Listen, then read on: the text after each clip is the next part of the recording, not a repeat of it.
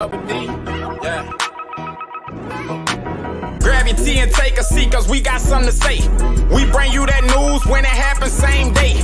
All of it be accurate, cause we give it to them straight. And the real tea with double D don't spread nothing fake. Wanna hear news about politics, then go on here subscribe. Like the channel 12, we bring it to them live. With updates by Trump trial and how he facing time. We gon' let you know the real about the news and crimes. Speak on all topics and we make it interesting. Post them on the channel, now they wanna call us messy. When celeb news exposed, we be on it in a second. Blacker while I'm black, we accurate, not guessing. Welcome to the real T with double D. Welcome to the real T with double D. Welcome to the real T with double D. Welcome to the real T with double D. Hey players, welcome to a brand new episode of The Real Tea with Double D. Of course, I'm your girl, Double D, and we are streaming live on Facebook, YouTube, and TikTok. I'm so excited to be with you all tonight to record a brand new episode. And shout out to my homeboy from around the way, Young Nike, homeboy from around the way in my Sakithia voice. Shout out to him for that nice intro. I absolutely love that. If y'all like the way he sounds, honey, make sure you scurry on over to his YouTube. He is on Spotify. That is Young Nike, Nyke. He's pretty nice with it, honey. And he did that like so doggone fast. Like I asked him for it and he had it done in like a few hours, man. I'm gonna go ahead and keep it a stack with you. I was as happy as a flea on a dog's ass when I got that intro because I needed something that I wouldn't be getting copyrighted violations for. And then I also felt like it was just fitting that your girl Double D would have this Louisiana rapper rapping it, you know, making it do what it do when he needed to make it do what it do. So I'm excited to be with you all tonight to record this brand new episode. I hope y'all are as excited as I am to be here with y'all tonight. Now, there has been a lot going on today, a lot down the pipeline. Your girl Double D tried to compress everything into an hour or almost an hour episode. And I did the best I could, honey, but I don't know if I'm going to be able to hit all the points, honey, because I got a whole stack, baby. I got, like, you remember that time when Amy Coney Barrett held up that notebook paper and she didn't have nothing on it? That's not the case here, honey. I got a whole bunch of shit. I got a whole bunch of shit on here, okay? So we're going to make it, but we're going to try to get in as much as we can fit in. I just want to say hello and thank you all for joining me out there, my regulars out there in Facebook, my regulars out here in TikTok and YouTube. I really appreciate y'all. It's this nice lady on YouTube that comes and joins every week. I just want to say, don't want to say her name because I want to put her on her spot, but I really appreciate you for joining. Now, y'all need to go ahead and grab your tea and have a seat. Now, this first story, y'all, I forgot to turn off the ice machine. Y'all heard it. I declare, honey. What a disgrace. Anywho, this first story that I have for you all, well, the first thing we're going to, of course, talk about the tragedy that occurred at UNLV today. I have some updates, the latest that went on in that terrible tragedy, and I just want to give you guys the latest. So, y'all, of course, this is not a situation where we're going to be grabbing tea, but y'all just sit back and I'll just keep you, tell you guys what's going on.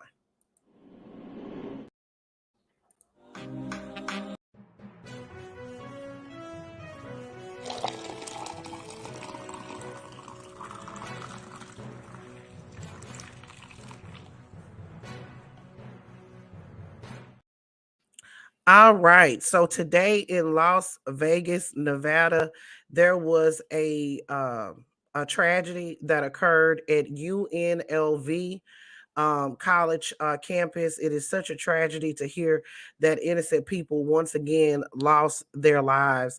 Every single time I have to report on something like this, I always get upset. It really makes me upset, and it also makes me scared. And the next emotion is to have is anger, because yet again we're sitting and having another mass situation, and Congress has yet to act. We're sitting here having congressional hearings about social media. That's what they're doing in the GQP instead of doing something, trying to do something about gun reform. it's just absolutely tragedy. It's just absolutely tragic. So up at UNLV Las Vegas, unfortunately, I have to report that 3 innocent people had their lives stolen by a madman. A fourth victim was shot, but has been reported in stable condition. Um, it's just so very tragic to hear at this time. So again, 3 people were had their lives stolen from us by a madman, and 1 person was wounded in this shooting on the University of Nevada, Las Vegas campus. Today it occurred. They received the first phone call at around 11:45 a.m. about an active situation outside of Beam Hall. According to reports, this is the business section of the college, and that's where the officers arrived there quite quickly, and they were able to extinguish the threat quite quickly. Now, during the press conference, he didn't just explicitly say that the madman that committed this heinous attack was taken out by the police, but you can kind of gather that from what he said. But he didn't explicitly say, yeah, the police are responsible for it, but they did say that the threat was extinguished when police arrived there on the scene. So I have a little recording from a little video from one of the students that were on the scene to kind of give us a feel for what was happening on campus when this incident took place. I was looking outside, I was seeing police cars surround the other building, and then I see a guy and they push him on the floor, and the other police officers were holding a big gun, which I'm assuming was the shooter, and then I saw them throw a guy in a car, who I'm assuming was the shooter, and then I didn't know what was happening, and then boom, I hear rounds of shots. I didn't know if it was coming from police or another person, so I went running after that, and then I didn't know what was happening after that. I was just hearing gunfire. Okay, and we know that, so we're hearing from Metro that a suspect is deceased at this point, so unclear if that person was the shooter, but you certainly saw some activity right there. I have photos. And I'll take a look at them. I mean, what do you think of this happening over at UNLV? It's weird to have in real life, because you see all these school shooting stuff always, and I'm like, I kind of knew it was going to happen to me one day, but it's weird to have it real. It's scary, and it's real, and it needs to be taken seriously. And it's like this is like my actual life, you know? It's crazy. And when you heard... So very sad to see that young girl speaking about that. When you go to college or go to school or go anywhere for that matter, you don't expect to be running for your life. And then we have members of Congress that don't want to do anything about it. It's just absolutely absurd. So, according to the sheriffs, 2 police officers received minor injuries while searching the campus rooms and buildings for more victims. During the attack, there was a gathering outside of Beam Hall that included people eating and building Lego sets together. He said there could have been more victims if the responding officers had not raced the campus within minutes and engaged the madman and made contact with him. So I have an announcement from the sheriff that I wanted you guys to hear so you can validate the things that I'm saying. Good evening. Thanks for coming. My name is Kevin McMahill, and I'm the sheriff of the Las Vegas Metropolitan Police Department. First, I would like to reiterate to all of you that there is no more ongoing threat to our community here in Las Vegas. I also like to tell you that we do know the identity of the suspect in this case, but I will not be releasing his name tonight until after the next of kin notification. As you all know, of course, this is a tragic day for all of us in Southern Nevada, and at approximately 11:45 a.m., LVMPD dispatch received reports of an active shooter at the UNLV campus. UNLV campus police responded to the scene and engaged the suspect immediately right outside of Beam Hall. LVMPD officers also responded simultaneously. I can tell you today, 3 of the victims are confirmed deceased. There is a 4th victim who suffered a gunshot wound and is now currently in Sunrise Hospital, upgraded to stable condition. In addition to that, there were 4 additional people who were transported from the scene to nearby hospitals suffering from panic attacks. 2 of our officers were treated at UMC for minor injuries, which were received while searching the vast rooms and buildings for victims at UNLV. Our hearts go out to the entire UNLV community. No student should have to fear pursuing their dreams on the college campus. What happened today is a heinous, unforgivable crime. But I want y'all to know something. It's a crime that we train for each and every day. When there's an active shooter threat, the men and women of the Southern Nevada first responder community, police, fire, and EMS come together to respond quickly and decisively with zero hesitation. Within minutes, both on and off duty responders race to the campus to prevent further loss of life. All right, so we heard from Sheriff Kevin McMahill. I got it. McMahill. Heard from him regarding they will not be releasing the name of the suspect until the next of kin has been notified. And that's not just for the madman that committed the heinous act. That is also for the victims. They have to notify all the victims' families of this terrible, terrible tragedy. And then this is a college campus, so this may be people in other cities and states, and I mean, it could be anywhere. So we do have to respect that. So, but I did hear from two sources that these that the madman is a white male in his 60s. So according to the Sunrise Hospital Trauma Center, they received 3 patients from this incident.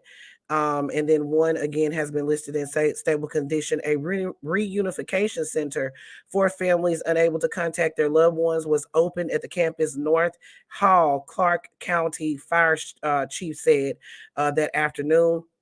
This afternoon, a federal law enforcement official told CBS News that the FBI and the Bureau of Alcohol, Tobacco, Firearms, and Explosives were responding and offering assistance with the investigation, along with the Metropolitan Police.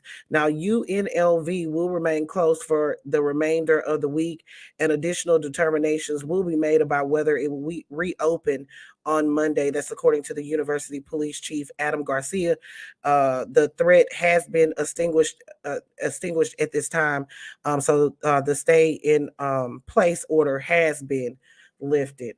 Of course, here at the Black Accurate News, I'm sending my condolences out to the families of the victims who were lost. I'm sending my love and just positive vibes out to the university as well as Las Vegas as a whole. Again, I'll remind you, when a situation like this occurs, it not only affects the victims and their families, but the entire community have to heal. And I mean, this is PTSD and all sort of things that we have to deal with in these situations. And again, all we can do is unfortunately send thoughts and prayers, send monetary donations if we can, and then encourage Congress to and on our state and local level as well, to do something about these situations, these weapons getting into the hands of people who shouldn't have them, the mentally ill, or people who are a threat to themselves or others. All right, players, we're going to go ahead and move on again. Here at the Black Accurate News, I send my condolences out to the families of the victims and my love and positive vibes to the entire community of Las Vegas as a whole. All right, players, y'all grab y'all tea, have a seat. Let's get into the next story.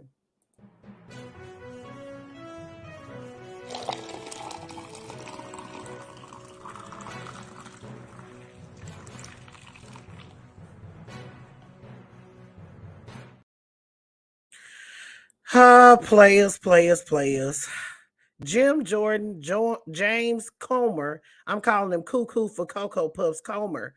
And this thing with Hunter Biden, I declare, honey, what a disgrace. Now, I really didn't think I was going to be talking about them anymore this week, considering the fact that they've been holding hearings, like Jim Jordan, who is the House Judiciary Chair. He's been holding hearings on social media.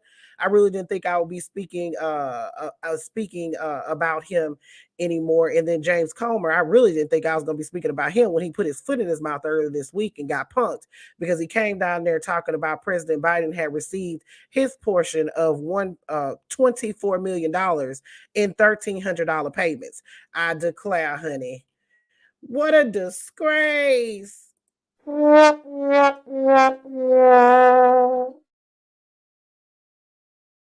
But baby, Jim Jordan and James Comer, they are not stopping, honey. Cuckoo for Cocoa Puffs, he didn't get enough of putting his foot in his mouth, so he is going ahead and reaching for the stars again. Now, the MAGA mice and the frump and dumb tank sniffers are pissed to the highest level of festivity at this at this thing that these two are doing. Now, as we know, Hunter Biden was subpoenaed by their committee, by the oversight committee. He was subpoenaed to come in and testify, and Hunter Biden agreed. Now, the only stipulation that he had for this is that he got an opportunity to testify in public because he didn't want his words to be twisted, like he has seen how his attorneys and he has seen, and we all have seen them do time and time again. So he asked to testify in public. Well, baby, the same day that Hunter Biden's lawyer sent that letter saying that he would testify before them, but he would do it in public, baby, James Comer tried to backpedal and pussy pop out of it, saying that he didn't want that to go down. So now they are threatening to actually hold Hunter Biden in contempt.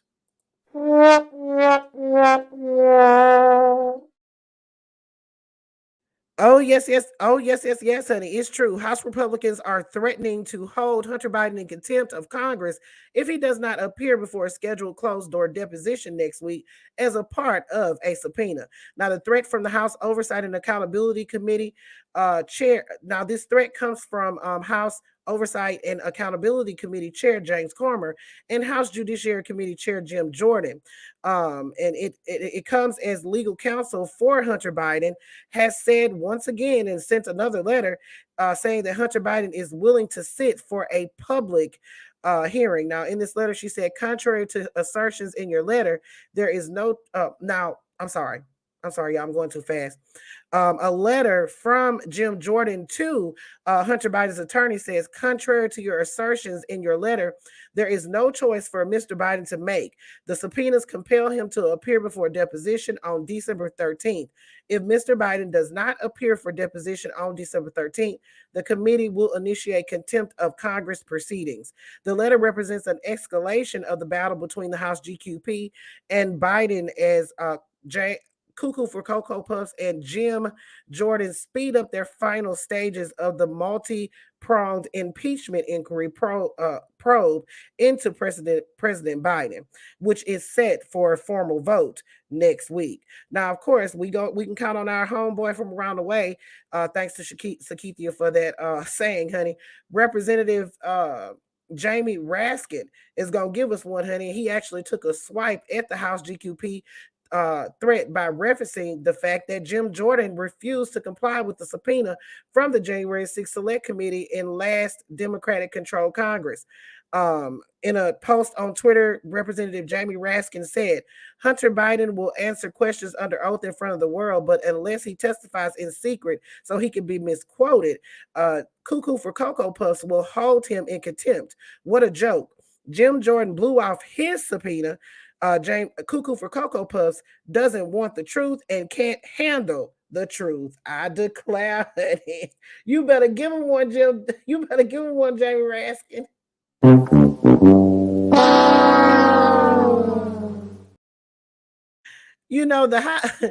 The House GQP is ridiculous and a hot boo boo shitty mess. They are literally maganized.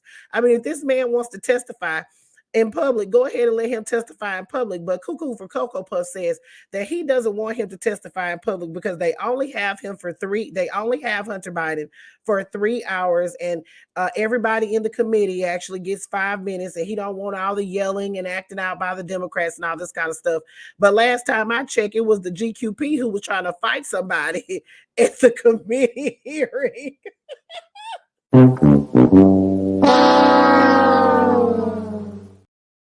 Oh, yes, Eddie. It's true. That was a Republican that stood up to fight a witness during a committee hearing. I declare, honey, what a disgrace. And Cuckoo for Cocoa Puffs actually called somebody a smurf. So don't be trying to talk about decorum, honey. You just don't want Hunter Biden to testify in public because you know that it's going to blow the top out of this bullshit impeachment inquiry. That's exactly why they're doing this. It's ridiculous and a hot boo-boo shitty mess. But I expect nothing more from the MAGAnized Republican GQP. All right, players, y'all go ahead and grab your tea and have a seat. Let's get into this next story, honey. Baby, you know we got to talk a little bit, and I ain't going to stay long, about Kevin McCarthy.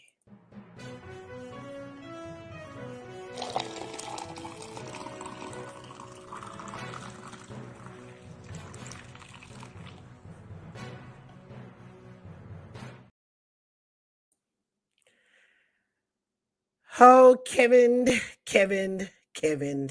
I declare, honey, what a disgrace. So earlier today, we know that Kevin McCarthy actually broke the internet, honey. And what I mean by that is that he broke the Wall Street Journal, because when I went to read his op-ed that said that he was leaving Congress, it actually had a 404 error. I wasn't able to read it. I actually had to source the op-ed from other articles so that I could go ahead and do my report on it. So that's what I mean by breaking the internet. It was a 404 error. That means that everybody was trying to read his little funky ass exit from Congress.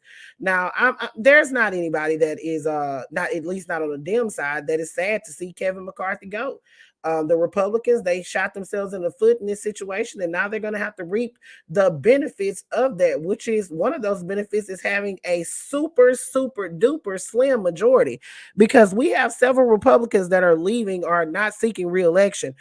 We have Bill Johnson, who is a Republican, and he's leaving to become the president of the Youngstown State University. So he's supposed to be leaving by March 15th. Now, he's doing this because he says he loves it. Now, he might be doing it because he doesn't want to comply with the MAGA-mites, and also because he'll be making $417,000 a year versus the $174,000 that he'll be making in Congress. Now, we also have Patrick McHenry, who said that he's not seeking re-election after his term. And then, of course, we know George, I'm just a boy in a dress, Santos got kicked out, honey. They told him to, you know what they told him? Baby, they told him what I love to tell people when they come over my house to stay too long. Get the stepping. They told him to get his shit and get out, honey. So that will leave them with just a 1-seat majority, if I'm tabulating that correctly. And I did look at other places, and that's what they had it at, with a slim 1-seat majority. Now, if Georgia, just the board address Santos seat in New York, is filled with a Democrat and not a Republican, baby, it's gonna be a shit show on wheels going into in 2024 for them. Now, George Santos's special election has already been set. I believe Governor Hochul has set it for February. So Kevin McCarthy, he comes out and makes this bombshell exit from Congress, doing it in a cowardly way, not taking any questions. He actually did it. He did it in an op-ed. But it's very interesting because Kevin McCarthy made a complete about face, because just last month, this is what he had to say when he was asked if he was leaving Congress. I think I got a lot more work to do. So. You're not resigning? No, I'm not resigning. So you'll stay the entire term? I'm staying, so don't worry. I got a lot more. You think you're not running for re-election? Yes. Yes, you will run, or yes, you're thinking Yes, about running? we're going to keep the majority. Baby, he said that he was not leaving, honey. They asked him just in October. I believe the date was on October 6th, and he said he wasn't leaving. He always said that he was not a quitter and that he was staying so that he could fight for the American people. And now he's leaving for whatever his reasons may be. Now, there's been some allegations. I'll give you a couple of them. One of them said on Facebook, asked me this question, and I thought it was a very poignant and good question. Asked me was, do I believe that Kevin McCarthy is leaving to become a part of Frumpy Dump's transition team if he was to become president again? Now, my problem with that is Kevin McCarthy will be stupid to the highest level of stupidness if he was to do something like that, considering what Frumpy to the motherfucking dumps transition team did when he left Congress. I mean, he stole all those classified documents. Why would you want to help him back in? And then also, Frumpy to the motherfucking dump hasn't said a peep about Kevin McCarthy leaving Congress. So I find that very hard to believe if he would be leaving to do anything with Frumpy Dump. In my opinion, I feel like this is a way for him to separate himself from the Magamites and the Frumpy Dump tank sniffers. A lot of these senior Republicans that are stark conservatives, and what I mean by that is these conservatives that don't believe in abortions, these conservatives that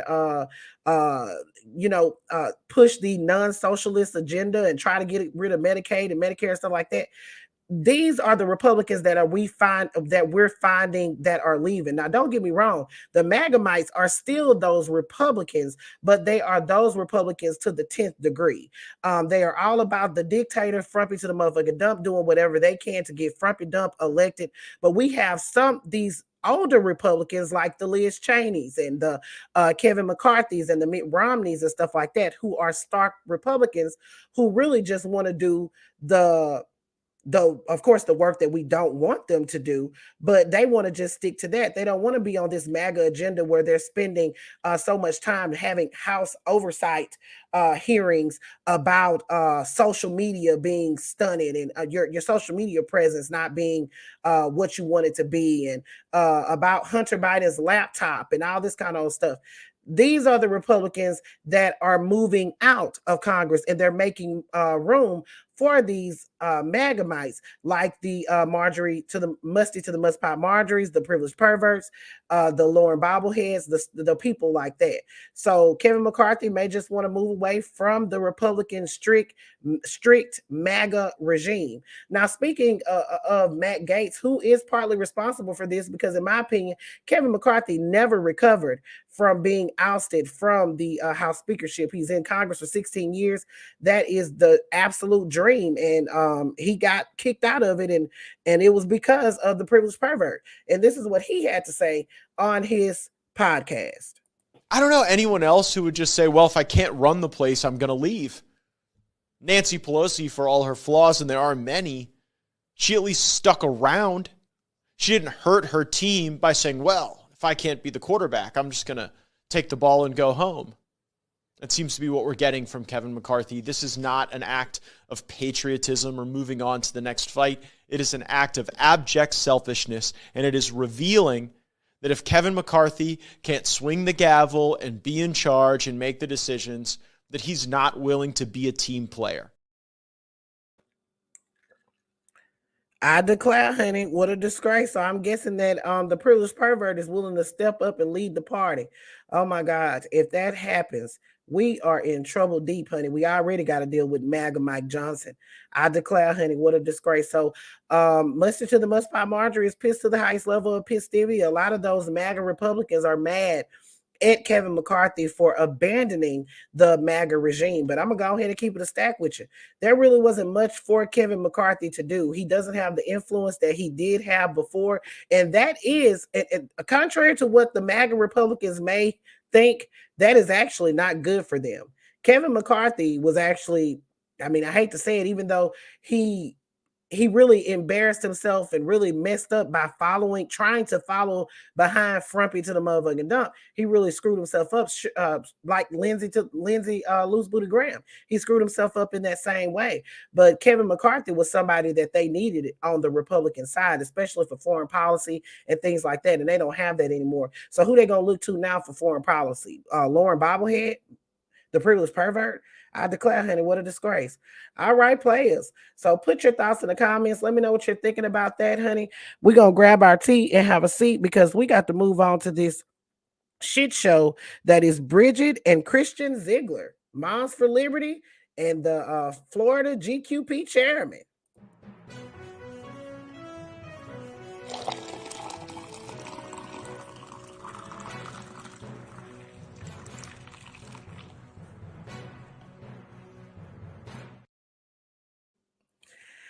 All right, players. So we've got to move on, honey. We've got to grab this tea and we've got to talk about Moms for Liberty, Bridget Zeigler, and her husband, Christian Zeigler, and they menage a three, honey. Baby, they say they was kicking it in Peavy, but this is not a good look for Bridget. In fact, it makes her look like a hypocrite to the highest level of hypocriteness because she was one of the ones leading the charge again with the Don't Say Gay bill and trying to get people fired from their jobs or removed from their positions if they were gay, or there was a situation where a gay movie was well, it wasn't a gay movie, it was a cartoon that had a gay character in it. And she actually was leading the charge to get this teacher fired that actually showed that movie in a Florida school. And that's the same thing with Christian Zeigler. He's one of the ones that championed the Don't Say Gay bill, banning of the books, things like that. These two both have been leading that charge, but it's highly hypocritical of them that they would be doing this, but in their bedroom, they have a menage a threes.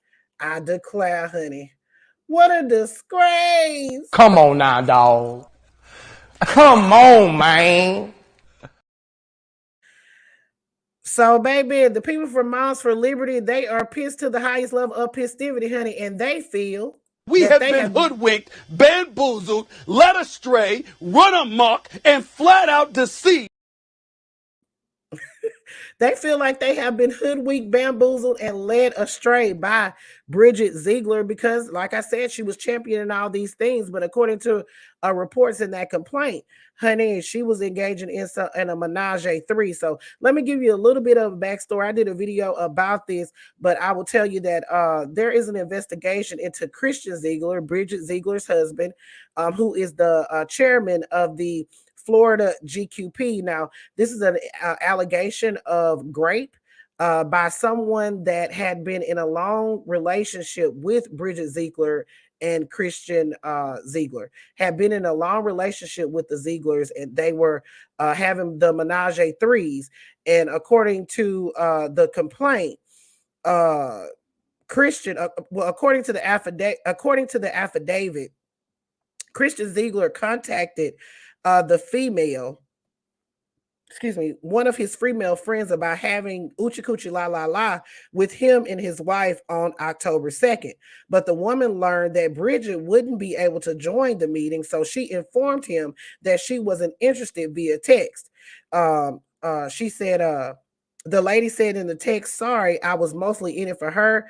The woman says that Christian Zeigler then showed up to her house and took advantage of her in the worst way. So now this is being investigated by the police department, and that's what brought this to light. So now everybody's looking at Christian Zeigler like he needs to resign, and also people want Bridget to resign from the Sarasota school board, and it looks like they are pushing for her to resign from Moms for Liberty now.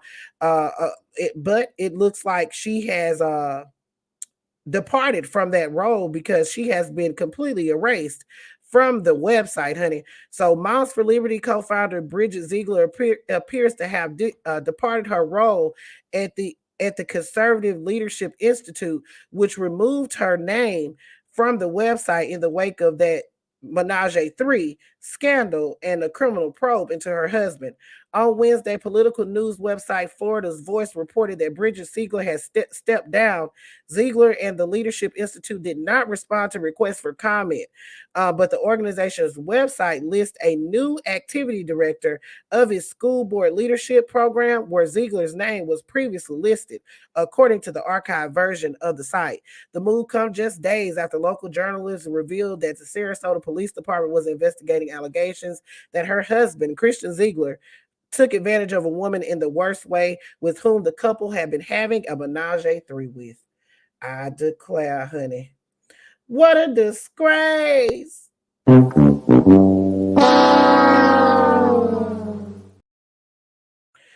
So Bridget Zeigler and Christian Zeigler are yet to have yet to step up and make any deny anything. They haven't they spoke through their attorney, and he has denied all claims, saying that he did not do this and that everything he will be cleared. Now, Ron DeSantis has come out and said that Christian Zeigler should step down from his role as the Florida chair, but as of right now, he has not done that. They have seized his cellular devices. A lot of this information has become available online, and he is still not going to step down, honey. I don't know if this is going to be a not Ron DeSantis, but a George, I'm just a boy to dress Santos situation or what. But baby, it's damn ridiculous and a hot boo shitty mess. But I'm gonna go ahead and keep it a stack with you. I'm here for it all. All right, players, go ahead and grab your tea and have a seat. I'm always here for it when a hypocrite gets outed. All right, players, y'all go ahead and grab your tea, have a seat. Let's get into this next terrible story. I have some updates on the story I brought y'all yesterday on Micah Washington, the black man in Alabama that was tased by the police officer.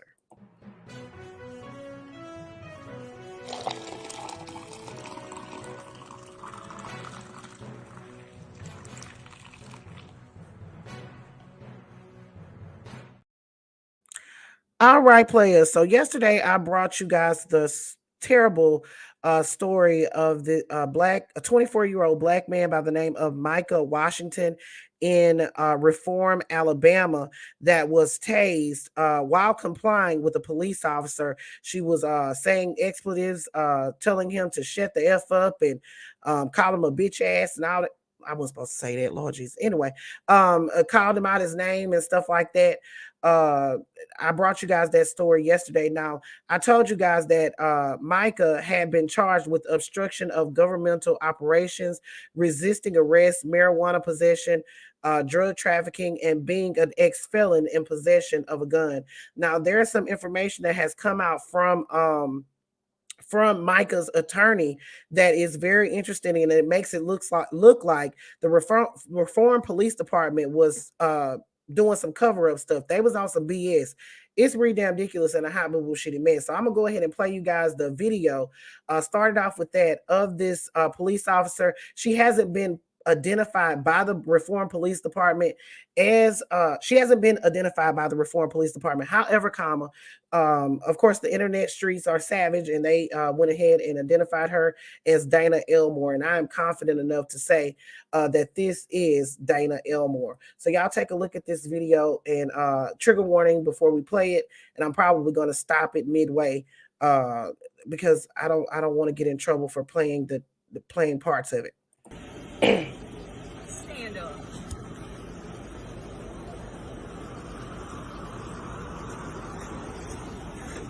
Right there on the front of the car.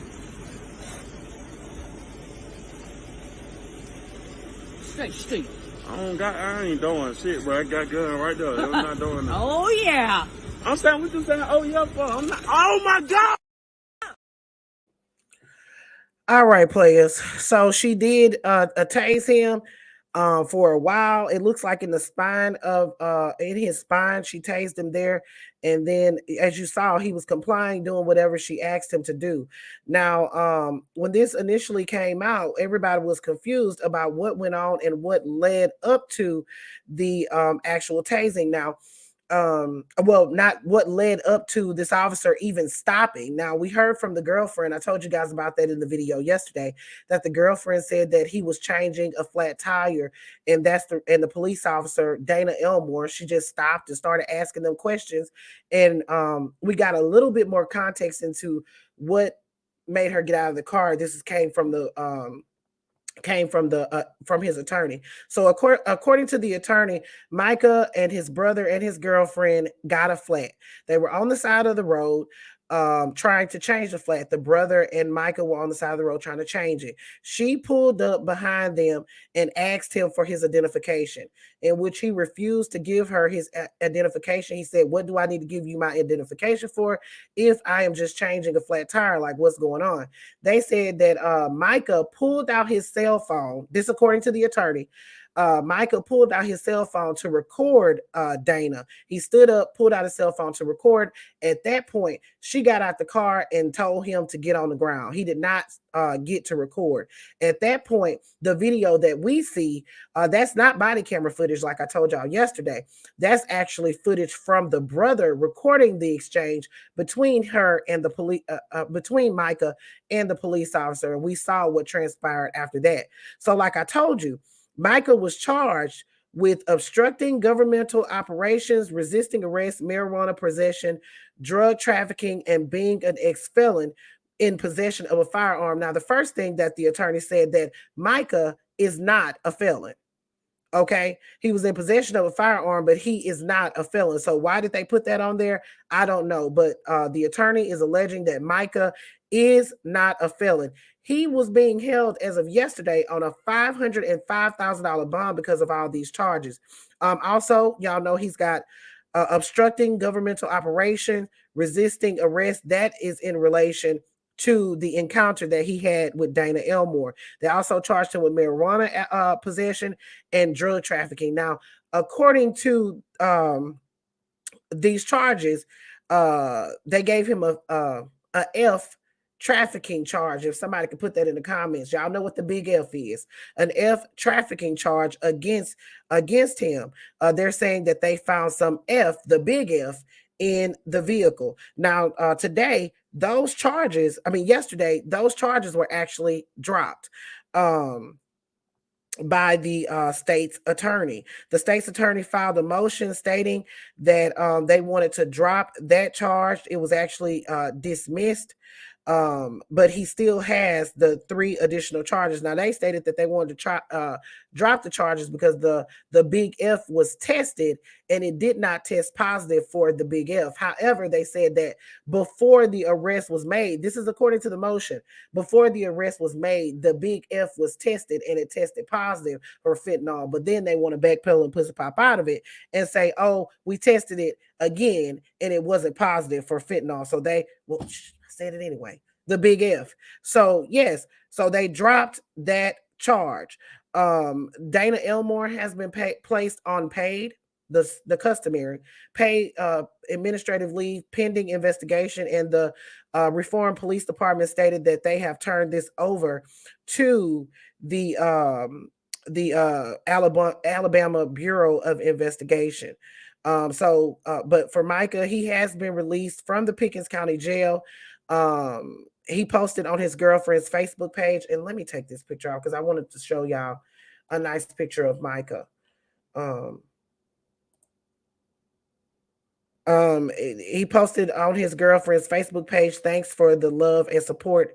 He really appreciated it, and he's just happy to be free. Now, his attorney stated that they plan to file a $20 million lawsuit on behalf of Micah Washington. He said in a statement, these occurrences of excessive force happen every day.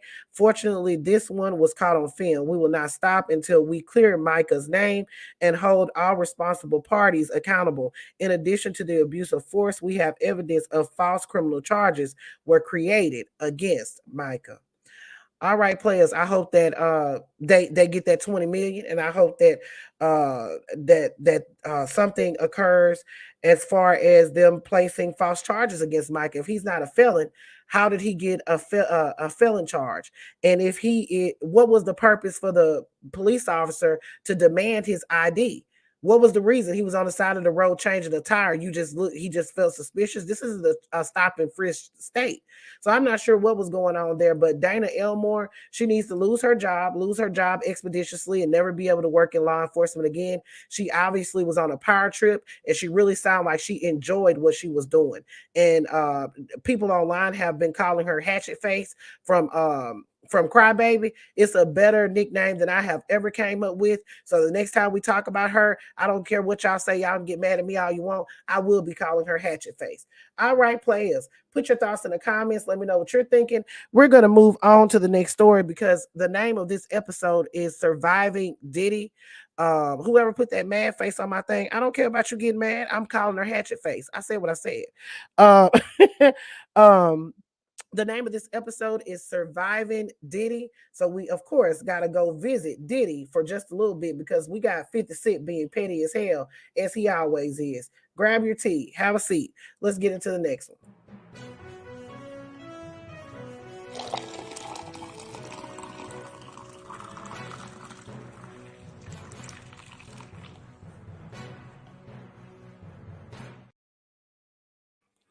All right, players. So the name of this episode is Surviving Diddy Allegedly, in parentheses, honey, because I can't confirm any of these claims. I've never had any dealings with Diddy. I ain't never been around the man, so I can't confirm nor deny any of these claims. But we're gonna call it Surviving Diddy Allegedly because baby, it's been going down in New York City for Diddy, baby. 5 lawsuits filed against him. Hunted. Baby, his reputation, no matter if he's able to backpedal and pussy pop out of these other lawsuits, baby, his reputation is shot at this point. I just don't know if there's any coming back from this, honey. It is ridiculous and a hot boo-boo shitty mess. So just briefly, of course, we know Cassie, she filed the lawsuit against Diddy, stating that he took advantage of her in the worst way, abused her and all of these things. And then we had he settled the lawsuit the very next day. According to reports according to the lawsuit, Cassie's attorneys were very, very savvy because they filed their lawsuit against Diddy as well as his corporations. So that would maybe, and I'm going to say maybe because I don't know for a fact, why the lawsuit was settled so quickly because of insurance. I'm not sure. I'm not going to confirm nor deny that. I'm just telling you what the internet streets are saying. So he settled that lawsuit the next day. Not sure how close he got to that 30 million, but hunted, it must have been pretty close, honey, because Cassie ain't saying nothing, baby. She going off living her best life with her man, her kids. Okay, so then on Thanksgiving, there were an additional lawsuits filed against Diddy with some more allegations against him. And I believe it was Aaron Hall, some more allegations there. And then we had another lawsuit filed today where it was an alleged 17-year-old that was involved with Diddy and the president, allegedly involved with Diddy and the president of Bad Boy Records. She stated that in the lawsuit, she stated that she was at a lounge. She was 17 in the 11th grade at the time with some friends. She met Herv, and I could be saying his name wrong, Herv Pierre, whatever. That was the president of Bad Boy Records. At that lounge, he invited her back to Diddy's, convinced her is the words that she used in the lawsuit, convinced her to go back to Diddy's studio. So they took a private jet. Before taking the private jet, though, she alleges that Herv took advantage of her and also sniffed some of that sniffed some of that crack. It ain't no other way I can say that. Took some of that, smoked some crack. Said he smoked some crack. And then when they went back to Diddy's studio, they said that she alleges that Diddy took advantage of her as well as other associates that were there. They said that the big GR really did. Somebody can put that in the comments if they want to, if they know what the big GR is. They big GR the girl. That's what she said. And so she also provided some tangible evidence, which we haven't seen in any of these other lawsuits, which was some pictures to prove that she was with Diddy. There was a photo of her on Diddy's lap, and also some pictures of what appears to be Diddy's studio or something that looks like it. I'm not sure if that's Diddy's studio. I'm just saying that's what it appears in the photos. So she is seeking financial compensation for that. So Diddy came out and made a statement today, honey, on loose leaf paper and said, "Enough is enough. For the last couple of weeks, I have sat silently and watched people try to assassinate my character, destroy my reputation and my legacy. Sickening allegations have been made against me by individuals looking for a quick payday. Let me be absolutely clear. I did not do any of the awful things being alleged. I will fight for my name, my family, and for the truth. Sean Diddy Combs." I see he took the love out of that, but I digress, honey. So Diddy is denied all of the allegations, including the ones where he settled with Cassie. So a lot of people have been giving him the side eye saying, "Diddy, you're looking guilty as you're looking." Hey, I gotta play it, y'all. Y'all know I gotta. Oh, not that one. Where is it? Come on now. Don't do me like that. Don't leave me hanging while I need to see 50 Cent. I need to see him. Where is he at? There he is. He did that shit. Guilty. He did that shit. Get this. They saying the internet streets are saying that he did that shit. He guilty as fuck because he settled that with Cassie. And also, there's been a lot of questionable behavior from Diddy over the years. I mean, I'm gonna go ahead and keep it a stack with you. Ever since I seen Diddy on Making of the Band and the way he treated the people on Making of the Band, I have always given him the side eye. It's always been something very suspicious about Diddy. Again, I am not confirming nor denying or alleging that Diddy did any of these things. I am just saying that, I mean, the way he acted on that show, baby, you can't tell me it ain't something is weird about him. Now, he's got several people speaking out against him. He's got his former bodyguard coming out alleging things, saying that those things happened with Cassie. But there's another thing that's coming up, and we got to bring up the pettiest king of them all, honey. We have 50 Cent, honey. On Wednesday, a representative for 50 Cent confirmed to TMZ that he is working on a documentary about Diddy and that all of the proceeds from that forthcoming documentary would benefit victims of SA. In conjunction with this announcement, 50 Cent reportedly also shared a forthcoming clip from the doc. The clip reportedly features an interview with former Bad Boy artist Mark Curry. Now I seen the clip. I can't play it here because I could get a copyright, but I saw it. And he was saying some stuff about Diddy, saying that he would go. Mark Curry was saying that Diddy would be answering the door in his hotel room with no clothes on. Said that people felt like it was a test for him to do that, because if you come on in with a man that ain't got no clothes on, then you might be up for the, the pokey-okey. But if you go ahead and turn away like he did, then then obviously you're not up for that. They said that Diddy had Kim Porter's phone tapped, her house tapped, and that isn't the first time that's being said. So yeah. So 50 Cent is again developing a documentary about Diddy among the hip-hop moguls SA allegations. According to page 6, 50 Cent's G Unit Films and Television Company is working on this documentary about Diddy and the shocking allegations of abuse by his ex-girlfriend, Cassie, and others. Details about the project have not been released, but Fifth hopped on his Instagram account to confirm that the documentary is in the works, and he intends to expose the real Bad Boy entertainment mogul with receipts. I declare, honey, what a disgrace. So I really want to know what y'all think about that. What do y'all think about 50 Cent allegedly working on, well, he said he is working on a documentary about Diddy. How do you think Diddy feels about this? And what do you think about it? I mean, hey, I'm gonna keep it a stack with you. If he did come out with that documentary, I'm gonna watch that shit. All right, players, go ahead and grab your tea and have a seat, honey, because we got to scurry along. We're running out of time, baby. I've been talking too much on these topics.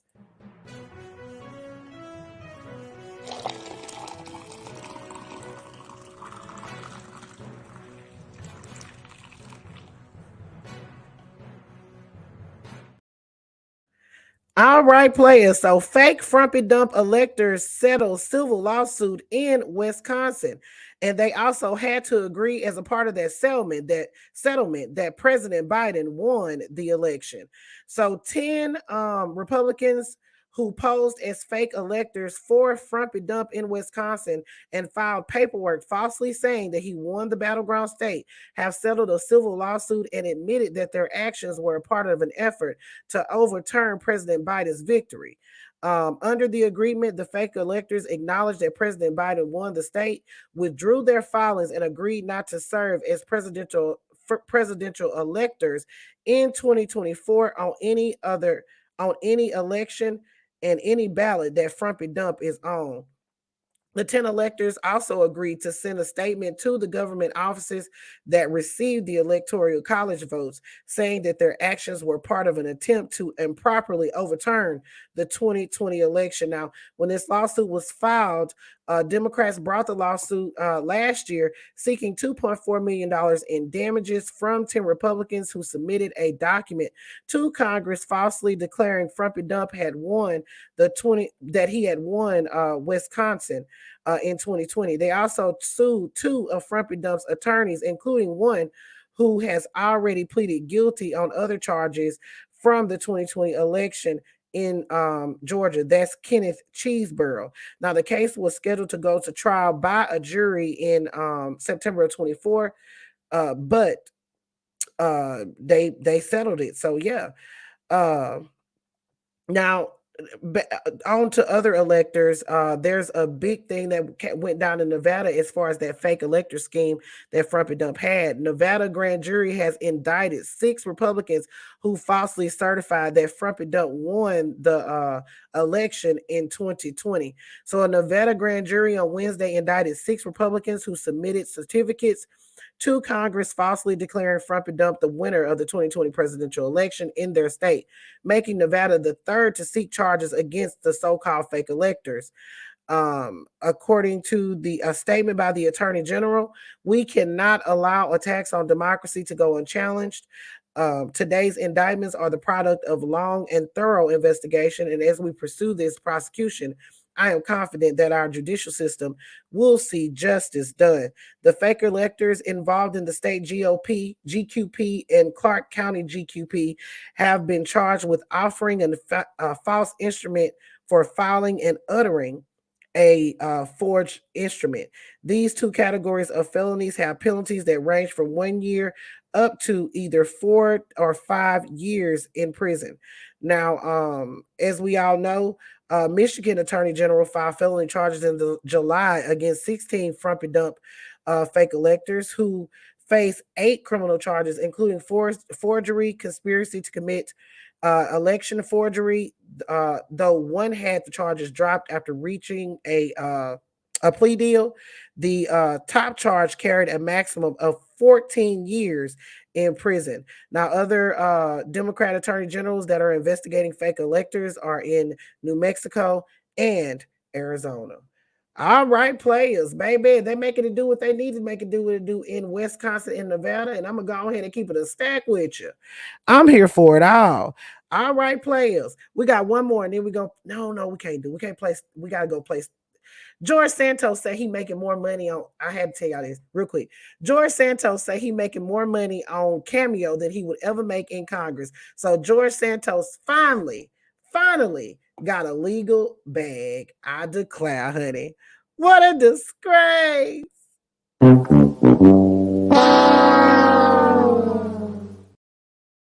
All right, players. So it's time for your favorite game. It's time to play.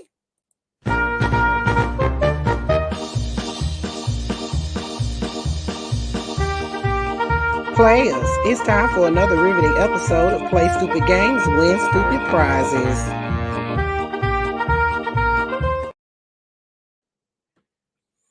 All right, players. So I want y'all to meet Miss Rosemary Hayne here out there in Ohio. Now, Rosemary Hayne was back a few months ago. Rosemary Hayne was very hungry, honey. So she scurried her ass on over to Chipotle. Now, when she got up to the counter and they gave her her Chipotle bowl, she was ready to munch down. But when she walked away, she noticed that the Chipotle bowl was not to her liking. So she walked back up to the counter, honey, and this happened.